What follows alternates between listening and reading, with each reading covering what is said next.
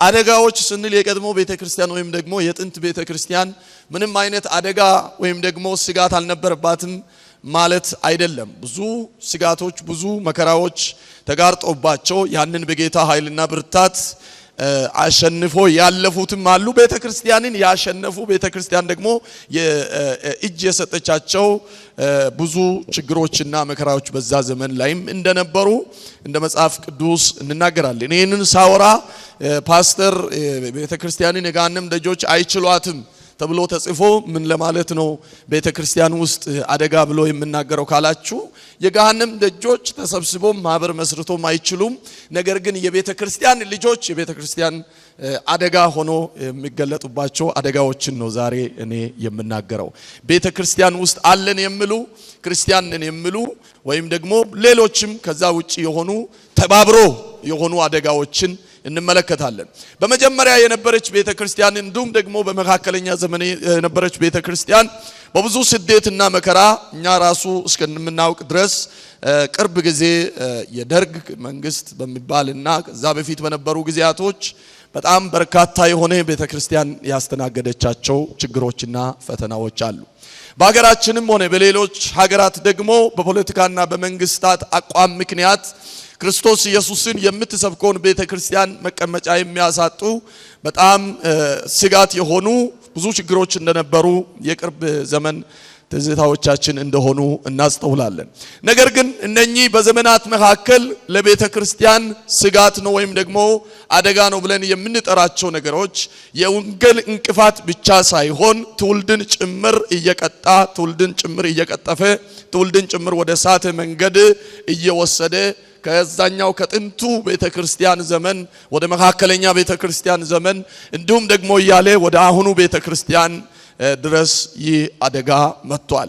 ትላንት ሰዎች በዛ ዘመን ላይ በድሮ ዘመን ላይ ወይም ደግሞ በመካከለኛውም ዘመን በ1950ዎቹ መካከል በነበሩ ዘመናቶች ላይ ብዙ ሰዎች ወንጌል ክርስቶስ ኢየሱስን በመጥራታቸው ምክንያት ኢየሱስ ያድናል በማለታቸው ምክንያት ብቻ ለሞት ለስቃይ ለእንግልት እንዲሁም ደግሞ አንዳንዶች መቃብር እስኪያጡ ድረስ በኢትዮጵያ ምድር እንኳን ብዙዎች እናንተ እንደሰማችሁ ዛሬም ሕያው ምስክር ሆኖ ቆሞ የሚሰብኩ አባቶች እንዳሉ ሁሉ እግራቸው ውጭ ያድሮ ጭንቅላታቸው ቤት ውስጥ እስከ ማሳደር ሙታናቸውን በቀበሩ ጊዜ ከቀበሩበት እነዚህ ሰዎች ሳይሆኑ ውሾች ናቸው እንስሶች ናቸው ከእንስሳም በታች ናቸው በማለት የሞተውን አስከሬን ከጉድጓድ ውስጥ አውጥቶ ሜዳ ላይ እስከ መጣል የተደረሰበት አስቸጋሪ ዘመን እንደነበረ እናውቃለን።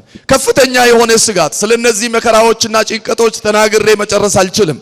ባለፉት ዘመናት ላይ የነበሩ አደጋዎች ባለፉት ዘመናት ላይ ቤተክርስቲያን እንዳትንቀሳቀስ መፈናፈኛ እንድታጣ እንደ ልቧ እንዳትንቀሳቀስ ክርስቶስን እንዳትሰብክ ቤተክርስቲያን ራሱ ተረጋግታ የወንጌልን ተልእኮ እንዳታካሄድ ብዙ አስጨናቂ የነበሩ መከራዎችና ፈተናዎች እንደነበሩ ሁላችሁም በትንታኔ የምታውቋቸው ነጥቦች ይኖራሉ። እግዚአብሔር ግን ልመናን የሚሰማ አምላክ ስለሆነ እግዚአብሔር ለወንጌል ሁሉ ጊዜ የሚወግን አምላክ ስለሆነ ክርስቶስ ኢየሱስ እንዲነገር የሚፈልግ አምላክ ስለሆነ በዛ ዘመን ያነቡ ያለቀሱ ዋጋ የከፈሉ መቃብር ያጡ ሰዎችን እንባ በመስማት በጣም በስፋት እንድናመልክ በነጻነት እንድናመልክ እግዚአብሔር ነጻነት ሰጥቶናል። ስለተሰጠን ነጻነት አስቀድመን ለእግዚአብሔር ክብር በመስጠት ትምህርታችንን እንጀምራለን። ክብር ለእግዚአብሔር ይሁን። ከኢትዮጵያ ጫፍ እስከ ጫፍ በአፍሪካ ምድር ላይ ከአፍሪካ አልፋችሁ ኤዥያ አውሮፓ አሜሪካ የትኛውም ሀገር ላይ ወንጌልን ሰዎች እንድናገሩ እግዚአብሔር በእግር ወይም ደግሞ በሚታወቀው መንገድ ብቻ ሳይሆን በተለያየ ፕላትፎርም ሰዎች ወንጌል የሚሰሙበትን መንገድ ላመቻቸ ጌታ እንደገና ከፍ ያለ እልልታ ክብር በመስጠት የዛሬ ትምህርታችንን እንጀምራለን። የተሰጠን ነጻነት የምናቅ አይደለም። ዛሬ ምናልባት እኔና እናንተ እንደዚህ ተውበን ያለ ምንም ችግር ያለ ምንም ክልከላ በነጻነት ወንጌልን ስንናገር ይህ ወንጌል በዚህ መንገድ የመጣ አይደለም። ብዙዎች መጽሐፍ ቅዱስን በገዛ እጃቸው እነዛ ጨቋኞችና አስቸጋሪ ሰዎች ፊት ለፊታቸው ቆሞ እሳት አንድደው ይህንን መጽሐፍ ወይ እሳት ውስጥ ጣል ወይ አንተን እንጥላለን እያሉ አማራጭ በመስጠት አንዳንዶች ተቃጥለው አንዳንዶች ተሰንጥቀው አንዳንዶች ደግሞ በተቆፈረ ጉድጓድ ውስጥ እየተወረወሩ አንዳንዶች ደግሞ በብዙ አይነት መከራና ስቃይ ከሞትም ከሕይወትም ሳይሆኑ በስቃይ ዘመናቸውን አካለ ስንኩል ሆነው አይኖቻቸው ጠፍቶ በተለያየ ሀገራት ላይ ደግሞ እጆቻቸውን ቆርጦ እግሮቻቸውን ቆርጦ ጉንድሽ አድርጎ ያለፉ ሰዎች አሉ። በወንጌል ነጻነት ዛሬ ኢየሱስን እንድንናገር ለረዳን ለሰራዊት ጌታ ለልዑል እግዚአብሔር ከፍ ያለ እልልታና ጭብጨባ ለተሰጠን ነጻነት ወንጌልን እንድናወራ ለተሰጠን ነጻነት ብለን እንድንሰብክ ለተሰጠን ነጻነት ለተከፈተልን የነጻነት በር በጎዳናዎች ሁሉ ኢየሱስ ያድናል እንድንል እግዚአብሔር ድፍረት ስለሆነን መንግስታትን ስለቀደመ ወንጌል ይጠፋል ያሉትን አጥፍቶ ወንጌል እንድናወራ ላደረገን ጌታ ለናዝሬቱ ለኢየሱስ ከፍ ያለ ክብር ይገባዋል። ከላጃዳቦስ ከፍ ያለ ክብር ይገባዋል። እርሱ ነው ነጻነት የሰጠን። እርሱ ነው ያንን አስተሳሰብ የገለበጠው። እርሱ ነው ያንን አመለካከት የገለበጠው። የአባቶቻችንን እንባ ለሰማ ለኢየሱስ ክብር ይሁን፣ እልልታ ይሁን። እልል ያላለ ሰው እንደገና እልልታ ይሰጠዋል፣ ክብር ይሰጠዋል። በነጻነት እንድናመልክ በነጻነት ልንኖር በቃሉ የተጻፈውን ነጻነት እንዲሁም ደግሞ በዚህ ምድር ላይ የተከለከልነውን ነጻነት በነጻነት እንድንኖር ለፈቀደን ጌታ ደጋግመን ብዙ ክብር፣ ብዙ እልልታ፣ ብዙ ጭብጨባ ይሁንለት ለኢየሱስ። አሜን፣ አሜን፣ አሜን። አንተ አሁን ነጻ ነህ በሉት አጠገብ ያለው ሰው። በነጻነት እየሰበክ ነው፣ በነጻነት እየዘመርክ ነው፣ በነጻነት እየተናገርክ ነው፣ ክርስቶስን በነጻነት እየመሰከርክ ነው። ስለዚህ ደስ ይበል ይበሉት። ይሄ ነጻነት በጣም ደስ ይላል። ይሁን እንጂ ግን እንግዲህ ትምህርቱ ስለ ነጻነት ሳይሆን ያ በዛ ዘመን የነበረች ቤተክርስቲያን ባሳለፈችው መከራና ስደት ምክንያት ያውኗ ቤተክርስቲያን በፖለቲካና በመንግስታት አመለካከት ምክንያት ወይም በሌሎች ሃይማኖት ጫና ምክንያት የሚመጡ ጭቆናዎችን አራግፋ ነፃ የወጣች ብትሆንም አሁን ያለች ቤተክርስቲያን አባጣ ጎርባጣዋን ጨርሳ ሃይዌይ ላይ ያለ ምንም ችግር እየሄደች ያለች ነው ማለት አይደለም። ይህንን ከእግዚአብሔር የተጎናጸፍነውን ነጻነትና ሰላም ተከትሎ እጅግ በጣም ብዙ ውስብስብና አስደንጋጭ የሆኑ አደጋዎችና መከራዎች ቤተክርስቲያን ላይ ተጋርጦባት እንገኛለን። ያውና ቤተክርስቲያን ያ እግዚአብሔር የሰጣትን ነጻነት ያ እግዚአብሔር የመንግስታትን ልብ ሁሉ አስተካክሎ የሰጠውን ምህዳር ባለመጠቀም በስፋት ችግር ውስጥ እውርነትም ውስጥ እየዋኘች ብዙ መከራ ውስጥ ትገኛለች። እነዚህ አደጋዎች ከውስጥም ከውጭም ቤተክርስቲያን ተልእኮዋን በትክክል እንዳትፈጽም ምእመናኖች እምነታቸው እንዲሸረሸሩ የሚያደርጉ አደጋዎች ናቸው። ስለዚህ ጉዳይ ልንነጋገር ልንማር አሁን ትክክለኛ ጊዜ ነው ብዬ እኔ አምናለሁ። ስለ ቤተክርስቲያን ስጋት፣ ቤተክርስቲያን ውስጥ ስላለ አደጋ፣ ቤተክርስቲያን ከዚህ በኋላ ምን እየሆነች ነው? ምን እየገጠማት ነው? ምን ውስጥ ነው እያለፈች ያለችው? ምን አይነት ድባብ በኢትዮጵያ ቤተክርስቲያን ላይ ይነበባል? በዓለም ላይ ያሉ አብያተ ክርስቲያናት ላይ ምን አይነት ድካም ወይም ደግሞ ምን አይነት አደጋ ተጋርጦባታል የሚለውን ትሬት የሚሆኑ ስጋት የሚሆኑ ነገሮችን ለመመልከት አሁን ትክክለኛ ጊዜ ነው። ስለዚህ ጉዳይ አልማርም ወይም ደግሞ አላስተምርም ማወቅም አልፈልግም ማለት እየኖርኩ ባለውበት ቤት ውስጥ እሳት እየነደደ ነው፣ ነገር ግን መጥቶ ልብሴን ወይም ገላዬን እስኪያቃጥል ድረስ ምንም አያገባኝም ብሎ ችላ ብሎ እንደመተኛት ነው። እግዚአብሔር ከእንዲህ አይነት እንቅልፍ ያንቃን። አሜን። አጠገብን ሰው ያዝና እግዚአብሔር ከእንዲህ አይነት እንቅልፍ ያንቃን በሉት። ኦ ነጻነት ብሎ ደረጀ ዘምሮታል። እሱም መዝሙር ዘማሪዎች ጌታ ስረዳችሁ ትዘምራላችሁ። ለመዘመር ይከብዳል። ኦ ነጻነት የሚል መዝሙር አለው ደረጀ። ነጻነት ያለ የዘመረ መዝሙር አለ ዶክተር ደረጀ። ሰምታችኋል? የሰማ ይህ መዝሙር የሰማ ስለ ነጻነት ጌታ ይባርክ። ስለዚህ ነጻነት የሚለው መዝሙር ውስጥ ያለውን ስብከት ነው ዛሬ የምሰብካችሁ። ለመሆኑ ለአሁኗ ቤተ ክርስቲያን አደጋ የሆኑ ዋነኛ ነገሮች ምንድነው? ዛሬ የምናየው የሐሰተኞችና የሐሰተኛ ትምህርት መበራከት ነው። የመጀመሪያ ነጥብ የሚሆነው ሐሰተኞችና የሐሰተኛ ትምህርት የስህተት ትምህርት መበራከት ነው። ይሄንን አንድ ብላችሁ ትጽፋላችሁ። ሐሰተኛ ትምህርት በእርግጥ የአሁኑ ቤተክርስቲያን አደጋ ብቻ ሳይሆን በጥንት ቤተክርስቲያንም ሐዋርያ ጳውሎስ ባገለገሉበት በኢየሩሳሌም ቤተክርስቲያንም ሐዋርያ ጳውሎስ ባገለገለበት ቤተክርስቲያኖች በሙሉ እነ ጴጥሮስ ባገለገሉባትም ደግሞ በኢየሩሳሌም ቤተክርስቲያንም ጭምር ከፍተኛ አደጋ ነበረ። ወደዚህም ደግሞ ስንመጣ በመካከለኛ ዘመንም ላይ በጣም አስቸጋሪ የሆነ ጉዳይ ነበረ። ይህ ችግር እየዘለቀ ከዘመን ወደ ዘመን መልኩን እየቀያየረ አይነቱን እየቀያየረ ጥልቀቱንና ስፋቱን እየጨመረ አሁን ባለንበት ዘመን በዚህ ዘመን ላይም ስጋት ሆኖ ይገኛል። ሐሰተኞችና የሐሰት አስተማሪዎች የዘመኑ ቤተክርስቲያን አደጋዎቻችን ናቸው። ምን አልኳችሁ? ምን አልኳችሁ? ሶስተኛ ጊዜ ጠይቃለሁ። ምን አልኳችሁ? አቤት ደስ ያላለው አለ። ሐሰተኞችና የሐሰት አስተማሪዎች ምንድናቸው? የአሁኗ ቤተክርስቲያን ድንቅ ስጦታዎቻችን ናቸው ብያለሁ እንዴ?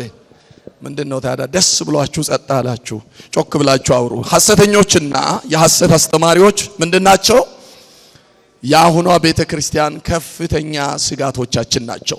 በአሁኑ ዘመን ያለው የስህተት ትምህርት ዋነኛ መገለጫው ምንድነው ካላችሁ ወንጌልን ለንግድና ለግል ጥቅም ማከማቻ የሚያደርጉ የክርስቶስን የመስቀልን ሥራ አጉልቶ ከመናገር ይልቅ ቁሳዊ ብልጽግና ላይ ትኩረት ያደረጉ እነዚህ መመራኖች መብዛታቸውና ወንጌልንና ክርስቶስን ሳይሆን ደግሞ ቁሳዊ በረከት ፍለጋንና መሻት እየጓጉ ከወንጌልና ከክርስቶስ ኢየሱስ የመስቀሉ ሥራ አፈንግጦ ለነዚህ አስተማሪዎች ጆሮአቸውን ሰጥቶ የሚከተሉ ምእመናኖች መብዛታቸው ነው። እግዚአብሔር ከሐሰተኞች አስተማሪዎችና ከሐሰተኞች አስተማሪዎች ተማሪዎች ይጠብቃችሁ። ያጠገብ ያለውን ሰው ያዝና እግዚአብሔር ከሐሰተኞች አስተማሪዎች ይጠብቅ፣ ከሐሰተኞች አስተማሪዎች ተማሪዎችም ይጠብቅ ይበሉት። የሐሰተኛ ትምህርት ብቻ ሳይሆን የሐሰተኛ ትምህርት አስተማሪ እንዳለ ሁሉ የሐሰተኛ ትምህርት ተከታዮችም ደግሞ መብዛታቸው የዚህ ዘመን እጅግ በጣም አሳሳቢ ችግር ነው። ስለ ብልጽግና ወንጌል ነው ትንሽ ልናገር የምችለው። ነገር ግን የችግሩ ስፋትና ውስብስብነትን በተመለከተ በኢትዮጵያ ያለው የሃይማኖት ምናልባትም የኢትዮጵያ ወንጌላውያን አብያተ ክርስቲያንም ሆነ ካውንስሉ የተለያየ ራፍ የሆነ የዲስከሽን ጥናቶችን ያደርጋሉ። ከዚህ የተነሳ አንዳንዱ ጽንፍ የያዘ ነው ስለምል ሙሉ ፐርሰንት ይሄንን ነው ብዬ መናገር አልችልም። ጽንፍ የያዘ ነው። ምክንያቱም እነሱ በሚሉት መንገድ ብቻ ስላልሄድን የተፈረጀብን ነው ስለምል ያስ በመሰረቱ የሐሰት ትምህርት ነው ብሎ አንድን ትምህርት ለመፈረጅ በጣም ማሰብና መጠንቀቅ ከእግዚአብሔር ቃል አንጻር መመዘንና በትኩረት ማጥናት ያስፈልጋል። ነገር ግን በዋናነት በኢትዮጵያ ያለው የሐሰት ትምህርት በወንጌላውያን ዘንድ ያለው የሐሰት ትምህርት ሽፋኑን ስትመለከቱ ከ60% በላይ ኒው ፕላንትድ ሚኒስትሪዎች አዳዲስ ሚኒስትሪዎች አዳዲስ የትንቢትና የተለያየ አይነት አሁን እንግዲህ እናንተ ይሄ ነው ብዬ መናገር አልችልም። እናንተ በጣም ስለምታውቁ ይሄ ሁሉ ከ50% በላይ በስህተት አስተምሮ ውስጥ የወደቁ ናቸው ይላል። ነገር ግን ይሄ አንዱ ድምዳሜ ነው እንጂ ገና ጥናት እየተካሄደ በጣም እየተጠናከረ የሚሄድ ነገር እንደሆነ ይታያል። ነገር ግን ልክ ያንን እንዳደረጉ ሁሉ በኢትዮጵያ ወንጌላውያን አማኞች ዘንድ ያለውን የስህተት አስተማሪና የስህተት አስተምሮን በተመለከተ በስፋት ተንትነው በአደባባይ ፓነል አዘጋጅቶ ሚዲያ አዘጋጅቶ በዚህ ልክ የሚሞግትና የሚቃወሙ ጸሐፊዎች የሌሉ በመሆናቸው በታላቅ ትሕትና የመጽሐፍ ቅዱስ ተመራማሪዎች፣ መምህራኖች፣ ሊቆች በጌታ ፍቅር እንጠይቃቸዋለን። በዚህ ጉዳይ ላይ ጥናት እየተካሄደ ህዝቡ እንዲማር ዘንድ እናሳስባለን። እንግዲህ ለእናንተ ብቻ ሳይሆን ለሚዲያም ስለምናወራ መጽሐፍ ቅዱስን የሚያጠኑ በተለያየ ተቋማት የሚያጠኑ ሰዎች በዚህ ጉዳይ ላይ ጥናት አድርጎ ሊያብራራና ህዝቡን ሊያስተምር ያስፈልጋል። የስህተት ትምህርት ስንል ምንን ያካትታል? በዋናነት በኢትዮጵያ ወንጌላውያን አማኞች ዘንድ ሐሰተኛ ወይም ደግሞ መስመር የሳተ ትምህርት ተብሎ የሚፈረጁ ሐሰተኛ ትምህርት አይነቶች በአራት ቦታ ካታጎራይዝ ይደረጋል። አራት ቦታ ነው የሚከፈለው። ሁሉም መጥቶ በእነዚህ አራት ነጥቦች ስር ይካተታል። የመጀመሪያ ቅድም እንዳልኳችሁ በዚህ ዘመን ላይ ገኖ የምታየው አየር ላይ በጣም በኃይል የሚሰበከውና ብዙ ሰዎችን ልብ የወሰደው የብልጽግና ወንጌል ነው። ሃይፐር ፕሮስፔሪቲ ጎስፔል ይባላል። ይሄ ብልጽግና ብቻ በሚለው አላበቃም። ሃይፐር ፕሮስፔሪቲ በጣም ከመጠን ያለፈ የሀብት ጠነ የያዘ የወንጌል ስብከት። ይሄን ምን ላይ ያተኩራል ካላችሁ ክርስትናን ከምድራዊ ሀብትና ስኬት ጋር ብቻ የሚያገናኝ ምድራዊ ሀብትና ስኬት ላይ ብቻ የሚያቆራኝ ነው። ይሄ ሃይፐር ፕሮስፔሪቲ ጎስፔል አይዲዮሎጂ ወይም ደግሞ የብልጽግና ወንጌል አይዲዮሎጂ በዚህ ምድር ላይ ሀብትና ስኬት ጤናና በረከት ብቻ ነው ወንጌል ማለት ትርጉሙ ለኛ ይሄ ነው ብለው የተረጎሙ ሰዎች አይነት በዛ መንገድ ሰዎች የሚከተሉት ትምህርት ነው። ሁለተኛው ሰው ተኮር አምልኮ ነው። ካልት ላይክ ሊደርሺፕ ይላል። ካልት ነው ወይም ደግሞ ሰውን ማምለክ የዚህ መገለጫ ምንድነው ካላችሁ ከእግዚአብሔር ሕያው ቃል ይልቅ ለነቢያትና ለማን ኦፍ ጎዶች ቃል ከፍተኛ ትኩረት መስጠት ይሄ ካልት ላይክ ሊደርሺፕ ይባላል። ወይም ደግሞ ሰው ተኮር አምልኮ ከሕያው ቃል ይልቅ ከተጻፈው በእጃችን ካለ ቃል ይልቅ ቃል ከአንድ ቤቴ ላውጣ ለሚሉ ሰዎች ለነቢያቶች፣ ለሐዋርያቶች፣ ለፓስተሮችም በሉ ለማንም በሉ ከእግዚአብሔር ቃል በላይ የኔ ቃል መደመጥ አለበት የሚሉ ሰዎች ትኩረት በመስጠት የሚያመልኩት አምልኮ። ሶስተኛ የጸጋ ትምህርት ማዛባት አንቲኖሚያኒዝም። ይሄ የጸጋ ትምህርትን ለራሳቸው ስንፍናና ለብልግና መንገዳቸው ቀይሮ መጠቀም ወይም ደግሞ ጸጋን ለኃጢአት መለማመጃ አድርጎ መጠቀም ነው። ይሄ ሶስተኛው የሐሰት ትምህርት መገለጫ ነው። ይህንን ትምህርት የሚከተሉ ሰዎች ወገኖች በኢትዮጵያ ላይ ቁጥራቸው እጅግ በጣም በርካታ ነው። በመጀመሪያ ዙር ካለፉት 20 ዓመት ወደዚህ የብልጽግና ወንጌል ሰልፈኞች በጣም ኃይለኞች ናቸው፣ ብዙ ናቸው። እንደዚህ እንደምናወራ ቀላልና ትንሽ አይደሉም። ቁጥራቸውም ያስፈራል፣ አይነታቸውንም ለመለየት ያስቸግራል፣ ብዛታቸውም እጅግ ያስደነግጣል። ሁለተኛው ሰው ተኮር አምልኮ ከዚህ ጋር ተያይዞ አብሮ የሚሄድ ነው። ምክንያቱም ይሄን ቃል መሸጥ ስለማይቻል ከአንድ ቤታቸው የሚወጣውን ቃል ስለሚሸጡ የተከሸነና ጣፋጭ እንግሊዘኛና አማርኛ የተቀላቀለ በጣም ወዲያው ሰዎችን ስሜታዊ የሚያደርግ የሚኮረኩር ቃል ስለሚነግዱ የዚህ ቃል ነጋዴዎችም እጅግ በጣም አትርፈዋል። የዚህ ቃል ገዢዎችም እጅግ በዝተዋል። ይሄ ነው የስህተት ትምህርት የምንለው። ሶስተኛው የጸጋ ትምህርት ማዛባት፣ እርሱ ደግሞ ከባለፈው 5 እና 6 ዓመት ወደዚህ በጣም የሰፋ ብዙ ወጣት ብቻ አይደለም ብዙ ባለትዳሮችን ብዙ አገልጋዮችን የበላ የቅድስናን መልክ ከቤተ ክርስቲያን ያጠፋ ትምህርት ነው። እግዚአብሔር ይገስጸው። አሜን አትሉም? ደረገጥ አድርጋችሁ የዛሬ ትምህርት ቅሬታና ቀሪ ያለ ሰው አሜን አይልም። የዛሬ ትምህርት ላይ ሪዘርቬሽን የሌለ ሰው ነው አሜን ማለት የሚችለው። ችግር ያለበት ሰው አሜን ለማለት ይቸገራል። አሜን ነው ወይ? እግዚአብሔር እንዲህ አይነት የተጣመመ የክርስቶስን ጸጋ የሚያስተምሩ ሰዎችን ይገስጻቸው በኢየሱስ ስም። ስለዚህ የጸጋ ትምህርት አንቲኖሚያኒዝም የእግዚአብሔርን ጸጋ የክርስቶስን ጸጋ አጣሞ ለራሳቸው ለግላቸው የኃጢአት መለማመጃ የሚያደርጉ ሰዎች የነዚህ ሰዎችን ትምህርት በኃይለኛ ይከተላሉ፣ ይገለገሉበታል፣ ይጠቀሙበታል። በዚህም ብዙዎችን ኮንቪንስ ለማድረግ ይሄዳሉ። ነገርየው ደግሞ ቀላል በጣም ደስ የሚል ነገር ነው፣ የሚኮረኩር ነገር ነው። ምክንያቱም የእግዚአብሔርን ጸጋ ማግኒፋይ አድርገ የሰዎች ኃጢአት እዛ ውስጥ የምትከት ከሆነ ይሄ ማሳጅ ነው የምታደርገው። ይሄ ምን ልበላችሁ፣ ይሄ የአእምሮ ማሳጅ። በቃ ያንተ ኃጢአት እዚህ ውስጥ ከቨር ተደርጓል። now you are free። እነዚህ ሰዎች ጭንቅላት ያሻሉ። ሰዎች ለኃጢአታቸው ንስሐ እንዳይገቡ ለንስሐም የሚገባ ፍሬ እንዳያደርጉ የሰዎችን ልብ ማሳጅ ያደርጋሉ፣ የሰዎችን ልብ ያሻሉ፣ ቴራፒ ያደርጋሉ። ከዚህ የተነሳ ብዙ ሰዎች ይሄ ትምህርት ተመችቶት እዛ ውስጥ ገብቶ ይኖራሉ። ለሚሰሩት ኃጢአት በሙሉ grace is enough የሚል አመለካከት ይዘው ይጓዛሉ። የእግዚአብሔር ጸጋ የኃጢአት መለማመጃ ሳይሆን እግዚአብሔርን ማክበሪያ ነው። ሮሜ 1 ላይ በስፋት አስተምሬ ነበር። የእግዚአብሔር ጸጋ በሉና ጩኹ እስኪ። ኃጢአት መለማመጃ ሳይሆን የእግዚአብሔር መንግስት ማገልገያ ነው። ሃሌሉያ። ጸጋ ሳንክቲፋይ የሚያደርግ ነው እንጂ ጸጋ የሚያሳድፍ አይደለም። የእግዚአብሔር ጸጋ የሚያቆሽሽ ሳይሆን የሚያነጻ ነው። በንጽህናም እንድንኖር የሚያበረታታ ነው። ስለዚህ ሳይኮቴራፒ ነው።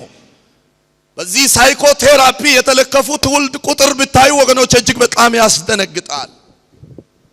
አይምሮአቸውን ስለሚያኩ ጭንቅላታቸውን ስለሚያሹ በዚህ ትምህርት እየታሹ ብዙ ሰዎች የሚዘሙት ከዝሙት መንገድ እንዳይወጣ፣ የሚሰርቅ ከስርቆት መንገድ እንዳይወጣ፣ የሚያምጽ ከአመጽ መንገድ እንዳይወጣ፣ ፍቺ እንዲበራከት በጣም በሚያሳፍር ሁኔታ በአደባባይ አጸያፊ ፍቺ የፈቱ ሰዎች ብዙ ሚሊዮን ብዙ ሺህ ሰዎች በተሰበሰበበት እየቆሙ አገልጋይ ናቸው። ጌታን የሚያውቁ ናቸው። ጌታን የሚወዱ ናቸው። ብዙ አይነት ልምምድ ለብዙ ሰዎች ያስተምራሉ። አንቲ ባይብል የሆነ የእግዚአብሔርን ቃል የሚቃወም ትምህርት የተሸከሙ ጮክ በሉና ጸጋ የኃጢአት መለማመጃ አይደለም በሉ እስኪ። ጸጋ የኃጢአት መለማመጃ አይደለም በሉ እስኪ። ዕብራውያን ላይ ባለፈው ተናግረን ነበር። ጸጋ ከጎደለ ነው ሰው ኃጢአት መስራት የሚጀምረው። ጸጋ በሙላት ሪቪል የሚያደርግ ሰው ቅድስናን ይለማመዳል። እግዚአብሔር አምላክ ጸጋን ይሙላብን። ሐዋርያ ጳውሎስ ሁሉ ጊዜ በትምህርቶቹና በሰለምታው መጀመሪያ እንደምላቸው እነምላችኋለሁ የእግዚአብሔር ጸጋ በሙላት ይኖርባችሁ። የእግዚአብሔር ጸጋ በሙላት ይኖርባችሁ። አሜን አሜን። የእግዚአብሔር ጸጋ በሙላት ይኖርባችሁ። ሶስተኛ ድብልቅ እምነት ሲንክሬቲዝም ይላሉ። ምንድነው? ወንጌልን ከባህላዊ ሟርትና አምልኮት ጋር መናፍስታዊ አሰራሮች ጋር ቀላቅሎ መጠቀም። ያዘውና ንገረው ኢየሱስ ብቻውን በቂ ነው። ኢየሱስ ላይ የሚደመር የለም። ኢየሱስ ላይ የሚጨመርም የለም። ድብልቅ እምነት ይሄ ደግሞ አሁን it's a time አሁን ጊዜ ነው። አደባባይ ላይ ጎልቶ በጣም አደባባይ ላይ ፍሎሪሽ የሚያደርግበት ብዙ ሰዎች በዚህ ከንቱ ትምህርት የሚቃወሱበት ዘመን ነው። እግዚአብሔር ከዚህ ያድነን። አራቱን ነገሮች ምን አልኳችሁ? የመጀመሪያው ምንድነው? የሐሰት ትምህርት ብለን የምንፈርጀው የብልጽግና ወንጌል ወይም ደግሞ ሃይፐር ፕሮስፔሪቲ ጎስፔል። ሁለተኛ ምንድነው ያልኳችሁ? አራ ጮክ ብላችሁ አውሩ። ምንድነው ያልኳችሁ? ሰው ተኮር አምልኮ፣ ጌታን ሳይሆን ሰውን ማምለክ። ይህ እንዴት መረገም መሰላችሁ? ሶስተኛ ምን አልኳችሁ? ጸጋን አዛብቶ መጠቀም። አራተኛ ድብልቅ እምነት። እስኪ ጮክ ብላችሁ አውሩ። አንደኛ ምንድነው? የብልጽግና ወንጌል። ሁለተኛ ሰው ተኮር አምልኮ። ሶስተኛ ጸጋን ማዛባት። አራተኛ እነኚህ በአሁኑ ዘመን የስተት አስተምሮ ከሚገለጥባቸው ነገሮች መካከል እንደው እነዚህ የስተት አስተምሮ ዝም ብሎ ቢቃለ ወይ ምንድነው? የስተት አስተምሮ እንዲሰፋ ምክንያት የሆኑ ነገሮች ምክንያት አለው። ዝም ብሎ አልሰፋም። ጥናቶች አሉ። ጥናቶች እንደሚያረጋግጡ ወይም ደግሞ ብዙዎቹ እንደሚያምኑበት የሐሰት ትምህርት በጣም እንዲበራከት ካደረገው ምክንያት አንዱ ትውልዱ የመጽሐፍ ቅዱስ ዕውቀት ማነስ፣ lack of biblical base። ይሄ የመጽሐፍ ቅዱስ እምነት መሰረት ወይም ደግሞ የመጽሐፍ ቅዱስ ዕውቀት ማነስ፣ የመጽሐፍ ቅዱስ አታችመንት ማነስ። ብዙ ሰዎች በሚያሳዝን ሁኔታ እኔ አንድ ነገር አስተዋልኩኝ። መጽሐፍ ቅዱስ የያዛችሁ ወደ ላይ አንሱ ብል ብዙ ሰዎች ታነሳላችሁ። እስኪ አንሱ። መጽሐፍ ቅዱስ የያዛችሁ አንሱ ወደ ላይ። መጽሐፍ ቅዱስ የያዛችሁ፣ መጽሐፍ ቅዱስ ይዛችሁ ቸርች ነው አይደል የመጣ ነው። ቸርች ስትመጡ መጽሐፍ ቅዱስ ይዛችሁ የመጣችሁ ወደ ላይ አንሱ። በሁሉም ሰው እጅ ላይ መጽሐፍ ቅዱስ አለ because በዚህ በሶፍት ኮፒ ብዙ ሰው እጅ ላይ አለ እስኪ በሶፍት ኮፒ ደግሞ የያዛችሁ እስኪ በሶፍት ኮፒ በሞባይል ላይ ይዣለሁ የምትሉ ሞባይላችሁን አንሱ ወደ ላይ ሃርድ ኮፒውንም ይዛችሁ መጽሐፍ ቅዱስንም የያዛችሁ ማለት ነው በዚህም የያዛችሁ ብዙ ሰው እጅ easily accessible ነው ተሸክሞ ሰዎች ይሄንን ብዙ ቦታ ለመግባት እንኳን ቢቸገሩ ይሄ በቀላሉ ሰዎች ከፍቶ በቁጥር በምዕራፍ በቃላት ማየት የሚችሉት መጽሐፍ በእጃቸው አለ ነገር ግን ይህንን መጽሐፍ ከማየት ይልቅ ብዙ ከንቱና ተረት እንጨት የሚሸቱ ተረቶችን እያገላበጡና እያነበቡ የሚውሉ ሰዎች በጣም ቁጥራቸው በርካታ ነው የናንተን ፐርፎርማንስ ኢቫሉዌሽን ሶፍትዌር አለ በሁላችሁም ሞባይል ላይ ተች የሚገመግም አለ የለም አለ በሁሉም ሞባይል ላይ አለ በሁሉም ሰው ሞባይል ላይ አለ ስማርትፎን ያላችሁ በሙሉ ተች ያደረጋችሁትን የነካካችሁትን ነገር በፐርሰንት የሚያስቀምጥ ሶፍትዌር አለ እሱን ሶፍትዌር ያያያችሁ ራሳችሁን ገምግሙ you will get how you spent your time on Facebook and TikTok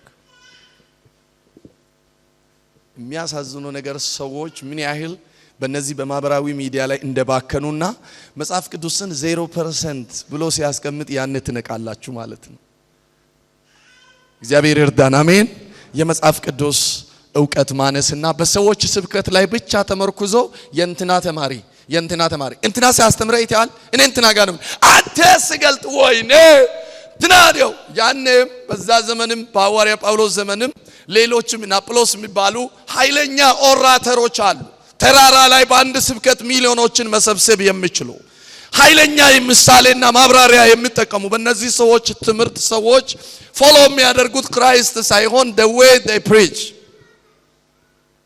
ስብከት እየተከተሉ ራሳቸውን ጎራቸውን ስከፋፍሉ ነው ጌታ ኢየሱስ ለጳውሎስ በሰጠው መረዳት መሰረት ሐዋርያ ጳውሎስ የገሰጸው ኖ የጳውሎስ የኬፋ የሚባል የለም እኛ እንተክላለን አንዱ ሌላ ሚና ነው የሚወጣው ማን ግን ያሳድግ ነበር እግዚአብሔር ያሳድግ ነበር የሁሉ ነገር ማን ነው ዋናው እግዚአብሔር ነው ብለው በዛ መሰረት ክፍፍል በእናንተ መካከል እንዳይኖር የምትከተሉት ክርስቶስን ይሁን እንጂ ሰባኪዎችን አይሁን የሚለውን ንግግር ተናገረው ቤተክርስቲያን ስንመጣ ሰባኪዎችን ለመከተል ሳይሆን ክርስቶስን ለመከተል ነው የመጣ ነው ማንን ለመከተል ነው የመጣ ነው ማንን ተከትለን ምን ነው የመጣ ነው ክርስቶስን ተከትለን ነው የመጣ ነው እንትናን ነው እኔ ፎሎ ማደርገው እሱ ፌስቡክ ላይ ነው እሱ ወይ የሆነ ማህበራዊ ሚዲያ ላይ ነው ዩቲዩብ ሳምቲንግ እኛ ፎሎ የምናደርገው የዘላለም ተምሳሌታችን የሆነ የቀራንዮ ጀግና ኢየሱስን ነው እስኪ እኔ በሎቻችሁን አንሱና ሁሉን የሚችለውን በቀራንዮ መስቀል ላይ ሞተውን የህይወቴ ሁሉ መሰረት የሆነውን ኢየሱስን ነው የምከተለው yes ኢየሱስን ነው I am a follower of Christ የእንትና ስብከት ተከታይ አይደለሁም ብዙ ሰው ግን በሚኞት ይኖራል ስሙኝ እንግዲህ ዳው አክሽን ሁሉ ንግግር ሁሉ ስብከት ሁሉ ምን ሁሉ ከተሰጠ ውጪ የራሱ የሆነውን ብልኮ ለብሶ እየተፈጨረጨረ ይኖራል የራሱ ህይወት አለ መጽሐፍ ቅዱስ ያስቀመጠው እኔ ያንን ምኖሮ ያንን ነው ማገለግለው እኔ እንደዛ ነው ምኖሮ ማንንም ለመምሰል ብዬ አልበጣጠፍ ለመቀላጠፍ የተለየ ሳይኮሎጂና እንትን ውስጥ አልገባም Christ is enough ለአገልግሎት በቂ ነው ኢየሱስ ቀኛችሁን አንሱና ለአገልግሎት በቂ ነው ኢየሱስ በሉ ለህይወቴ በቂ ነው ኢየሱስ በሉ እስኪ ለዘመኔ በቂ ነው ኢየሱስ በሉ ልከተለው የሚገባኝ እርሱ ነው yes ሰዎች ሰው ተኮር ዲሳይፕል ናቸው ሰው ተኮር የእንትና ይበልጣል ስሙኝ እዚህ እንደውም ትንሽ ይሻላል ክፍለ ሀገር ትንሽ ይሻላል ስል ግን ብዙ ነገር ተሽሎ አይደለም አዲስ አበባ ዲፕ የሆነ ኮንሰንትሬሽን ታይም እየወሰዱ ኃይለኛ የሆነ ፋይቲንግ ላይ ከቆዩ በኋላ ብቅ ያሉ ሰዎችን በየይሁዱ የሚያፈልሱ ሰዎች አሉ የእንትና ዘመን ነበረ አሁንም እሱ ተበላ የእንትና ዘመን ነው መኪናዎች በሙሉ ወደ እንትና ቤት አሁን ደግሞ እንትና ተበላ እንጂ ወደ እንትና ቤት ስሙ እንዲህ የዞረት ወልዶ ዘመኑን እንዲጨርስ ያደረገ የቃል ዕውቀት ማጣት ነው እውርነት ነው ይሄንን እውርነት እግዚአብሔር ከኢትዮጵያ ምድር ይምታው ከትውልዱ ላይ ይምታው እውርነት ነው እውርነት ነው። ሰውን እንደ አምላክ ያመለኩ የሰዎች ቃላት ላይ ትልቅ ትኩረት በመስጠት መከተል ትልቅ እውርነት ነው። ሁለተኛ ኢኮኖሚ ችግር ነው። ዝም ብሎ የብልጽግና ወንጌል በጣም ወይም ደግሞ የብልጽግና ወንጌል አይደለም የስተት ትምህርት ሰው ውስጥ ቫይረስ ሆኖ እንዲገባ ያደረገው አንዱ የኢኮኖሚ ችግር ነው። ኢኮኖሚ ችግር ነው። ሰዎች ከድህነት ለመውጣት ካላቸው ጉጉትና ፍላጎት የተነሳ ከምን የተነሳ ለሀብትና ለብልጽግና ካላቸው ጉጉት የተነሳ ከዚህ የተነሳ ደግሞ ለፈጣን በረከት ወንጌል ሰባኪዎች ብዙ ሰዎች ተጠቂ ሆነዋል። they are victims። ብዙ ሰው የፈጣን በረከት ሰባኪ የሚባሉ አሉ። ሻርፕ ሹተሮች ጀስት ትመጣለህ ሻርፕ ሹተሮች አንተ ብቻ ቡክን ሄደ ታስነካለህ እሱ ጋር ያለው ሰኞ ቀን ዱብ ያደርግልህ አለቀ። ይኸውልህ አትልፋ። እሱ ማለት አንድ ቃል ያወጣልሃል ከዛ በቃ ቀን ይወጣልሃል ይላሉ። በኢየሱስም ለኔ ቀን የሚያወጣ ቃል ያለው እዚህ ውስጥ ነው። በአበበና በመጀር ዋን ላይ ይችላል። ቀን የሚወጣልኝ በዚህ ቃል ውስጥ ባለው ቃል ነው። መጽሐፍ ቅዱሱን ብድግ አድርጉና ቀን የሚወጣልኝ እነንትና ባወጡት ቃል ሳይሆን ከእግዚአብሔር አፍ በወጣ ቃል ነው። ከንቱ ትምህርት የሚከተለው አሳዝኑም ደሴ አሳዝኑ። ስንት ሰው ሲበዘበዝ አይታችሁ ታውቃላችሁ? አሳዝንም ወይ በለው ጠይቀው እንጂ የጌታ ሰው አጠገብ ያለው ሰው አሳዝንም ሲጠይቁት በቆም ነገር ቡና ሻይት ቀርቦልህ እንደሚጠይቅ ሰው ጠይቀው በቆም ነገር አሳዝንም ወይ እንደዚህ አይነት ሰዎች በለው እስኪ ጠይቀው እንጂ እስኪ አሳዝኑ እህቶቼ ወንድሞቼ አሳዝኑ። በጣም ያሳዝናሉ። እንትና ብቻ አንድ ጊዜ ብቻ እንደምን በማለዳ ተሰልፍ እንደምንም በርጎ ይዘ ወይም ውጪ አድረም ቢሆን አንድ ጊዜ ብቻ እሱን አንተ ሂድና ቃል ብቻ ያውጣልህ ከዛ ዘመን ይወጣልሃል ይላሉ። አይወጣልኝም። በሰው ቃል ቀናችን አይወጣም። በእግዚአብሔር ቃል ግን ቀናችን ይወጣል። አሜን በሉ ጮክ በሉና። አዎ I know this is very serious season። serious time ነው። serious time ነው። ሶስተኛ የቁጥጥር ስርዓት አለመኖሩ ነው። ችግር ነው። ሰውን ቤተክርስቲያናትን በሙሉ ሰብስቦ ኦብዘርቭ አድርጎ በዚህ መሰረት ከዚህ ውጪ የሆነ ትምህርት የምታስተምር ቤተክርስቲያን ስተተኛ ናት ብሎም እየፈረጁ ማስቆምም ችግር ነው። ምክንያቱም ሃይማኖት ነፃነት ጋር የተያያዙ ጉዳዮች ስላሉ ይሄን ደግሞ ማስቆምም አስቸጋሪ ነው። ምክንያቱም ሰው ሰይጣንም እያመለከ እንዲኖር ይሄ ዲሞክራሲ ሲዝን ሰይጣንም አመልካለሁ ካለ መብቱ ነው ስለምን ከኔ ጋር ናችሁ ወይ? አራ ተወሰዳችሁ እኮ በአንድ ደቂቃ ከኔ ጋር ናችሁ ወይ? እጃችሁን አወዛውዙ። ከኔ ከራሳችሁም ጋር ከሆናችሁ ነው የጨርሳለሁ ትምህርቴን። ስለዚህ በዚህ ሶስት ምክንያት ሰዎች ችግር ውስጥ ገብተዋል። የመጀመሪያው የብልጽግና ወንጌል የሚለው ምንድነው? ከየት ነው የመጣው? የብልጽግና ወንጌል ከየት መጣ ለምትሉ ሰዎች ወይም ደግሞ እኛም ጥያቄ ስለሚሆን የብልጽግና ወንጌል ጥያቄ ስለሚሆን ከየት የመጣ ኮንሰፕት ነው? ከየት መጥቶ ነው ህዝብን የሚያናውጠው ካላችሁ የብልጽግና ወንጌል በ19ኛው ክፍለ ዘመን አጋማሽ ኒው ታውት በሚል ፊኒያስ የተባለ ሰው በአሜሪካ የቀሰቀሰው አደገኛ መርዝ ነው። ታውት ነው። እሱ ግን ወንጌል ብሎ አይደለም መሰበከው። ብዙ ሰዎችን ሰብስቦ ትልልቅ አዳራሾችን ተከራይቶ ዛሬ ላይ አዲስ አበባና ትልልቅ ከተሞች ላይ ብዙ ሰዎችን ሰብስቦ አንዳንዶቹ እንደሚያጃጅሉት በልና ያንተ ነው ቪኤት የኔ ነው በል እንትኑ የኔ ነው በል እያሉ እያወጁ እንደሚሄዱት እንደዚህ ብዙ ሰዎችን ሰብስቦ የሚያሰንፍ ብዙ ሰዎችን ሰብስቦ ዝም ብሎ በመጃጃል እንዲሄድ የሚያደርግ ትምህርት አስተማረ። ብዙ ሰዎች የዚህ አስተሳሰብ ተከታይ ነበሩ። በእርሱ ትምህርት መሰረት አስተሳሰብህን በመቀየር በሽታን መፈወስና ስኬትን ማምጣት ትችላለህ በማለት ይናገራል። ምን ይላል? አስተሳሰብህን በመቀየር በሽታን መፈወስና ስኬትን ማምጣት ትችላለህ በሚል ፍልስፍና ላይ የተመሰረተ ነበር። የእግዚአብሔር ቃል ይሄንን አይናገርም። በአስተሳሰብ ጉዳይ አይደለም። ይሄ ማይንድ ጌም አይደለም። የእግዚአብሔር ቃል የሪያሊቲ ጉዳይ ነው። አሜን አሜን። እስኪ የእግዚአብሔር ቃል የእውነት ጉዳይ ነው በሉ እስኪ።